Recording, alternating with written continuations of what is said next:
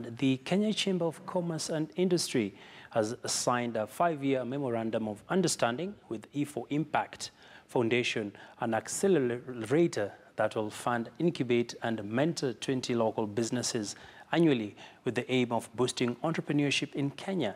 The MOU signed by Kenya Chamber of Commerce and Industry CEO Angela Ndambuki and E4Impact Director Mario Molteni will allow both organizations to partner to spur growth of MSMEs in Kenya's foster North-South collaborations through the creation of favorable links between KNCCI and the Italian companies, which seeks to enhance green technological transfer from Europe to Kenya and engage in joint projects for the mutual benefit of SMEs.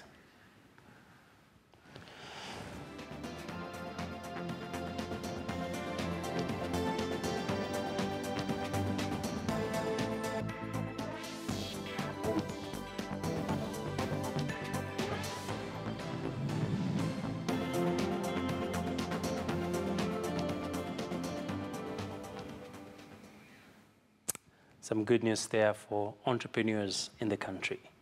Let's talk matters energy now. And women in rural Kenya have over the years been disadvantaged in the social, economic and political spheres in the society, with the men running the show in all fronts. But now, a group of women in Homa County have risen from the shackles of patriarchy and are fending for themselves by making smart jikos that have seen them emerge as pinnacle of success in a male-dominated society. Philip Kitani has that interesting report. Kenya, like all African countries, focus on poverty alleviation at independence, perhaps due to the level of vulnerability of its population, but also as a result of the trickle-down economic discourse at the time, which assumed that poverty rather than distribution mattered. In other words, that it was only necessary to concentrate on economic growth because, as the country grew richer, this wealth will trickle down to benefit the poorest section of the society. Unfortunately, this never happened, and women ended up paying the ultimate price in rural Kenya. Kama mimi, nilikuwa napalilia watu kwa shamba. Na nilikuwa ninauza ndizi, hiyo ndizi imeenda kapotea. Sasa nikaanza kulima. But now these women from Homa Bay County have decided to take matters into their own hands and save their own families from poverty by learning how to make these jikos smart. Tukitengeneza kuweka mabati, uko na pesa. Tena pesa ukilegeza hata 10 hivi. Kuna pesa ambayo unaweza kucheka na hiyo pesa. Now these women have found a helping hand from an energy organization called Energy for Impact, which specializes in working with women under a program called Women Integration into Renewable Energy Value Chain. We support them to develop the market because they have a lot of barriers to the markets, like market access, like transport, like just getting to pass through the message to the potential customers that indeed they have a quality product. The women make these jikos smart from locally available materials with the entire value chain run by women. Zero hii jiko haina moshi. Kwa maana moshi tulikuwa tukipikia mawe, moshi ilikuwa nyingi. Watoto wanapata ugonjwa. Homa iko nyingi kwa nyumba. Kwa maana umechukua moshi nyingi imeingia kwa kifua yako.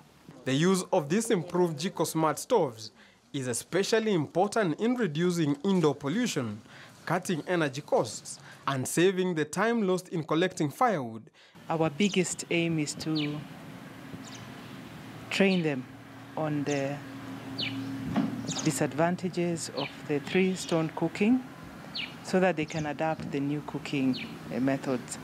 The initiative is expected to provide 396,000 people with access to clean cooking energy and solar lighting products in Kenya and Tanzania, and creating 400 jobs. For many years, girls and women in rural Kenya had little or no economic enterprise under their name, and running of household had been left to the men.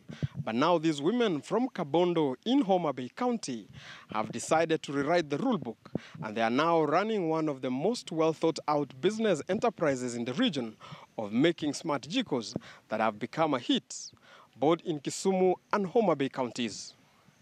Philip Kitani, KTN News. Quite amazing and innovative there when it comes to clean energy. Many thanks, Philip.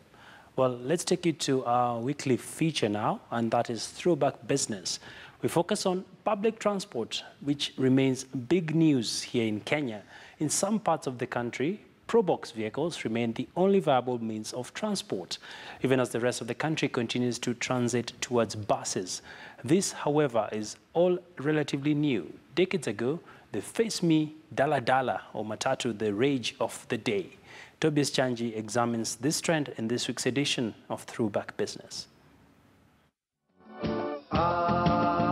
Leo ni siku yako, tuonyeshe uzuri wako, halaiki yote macho kwako. This was the face of public transport all across Africa for many years. Dogo dogo,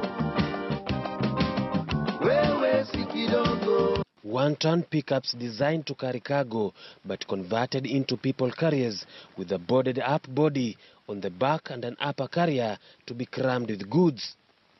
These public vehicles were christened various names.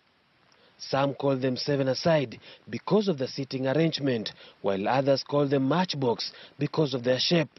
To most, however, the name Matatu ruled, especially because a ride in one of them cost 3 cents at independence in Bantu languages. Mimi kuna siku moja nimesafiri kutoka Iten kwenda Elgeyo, nikalipa shilingi 3. Despite their relatively small size, the Face Me Matatus will never fill up and always had room for one more passenger, making them notoriously famous for overloading. I love you, Nyambura, just like fish and chips. At most times, passengers are crammed so tight, there's no breathing space. Zilikuwa ni gari ambazo hazina shida nyingi za kusongesha, ati conductor akwambie songa. Driver anafunga breki, mnajisukuma wenyewe, mnatoshea. Ilikuwa ni gari za aina ya kipekee. It was not only these matatus, but for those who were in urban centers, were lucky to ride in buses called stagecoach. These were kind of buses where the front and rear side both looked similar, but all in all, they were considered trendy. Despite this, all these had challenges. Amani, sisi tulikuwa tukiona matatu. Hizo zilikuwa za carry box. Hizo matatu zilikuwa hata hazina heshima.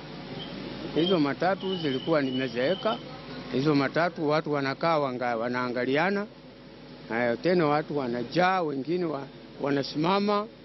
Yaani ukiingia pale ndani unafosiwa wewe utokee kwa mtu kiti na heri wewe umelipa. Zilikuwa zinaitwa cupboard, yani cupboard. Unaingia ndani, mnaangaliana, watu wengine wanakaa upande huu, wengine upande huu.